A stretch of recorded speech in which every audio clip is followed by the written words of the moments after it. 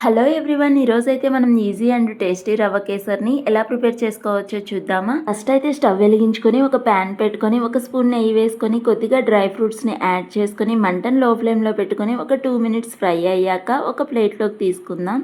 అదే ప్యాన్లోకి ఒక కప్పు రవ్వని యాడ్ చేసుకొని మంటను లో ఫ్లేమ్లో పెట్టుకొని బాగా మిక్స్ చేసుకుందాము. ఇది కొంచెం కలర్ చేంజ్ అయ్యి మంచి స్మెల్ వచ్చాక ఒక గిన్నెలోకి తీసుకుందాము.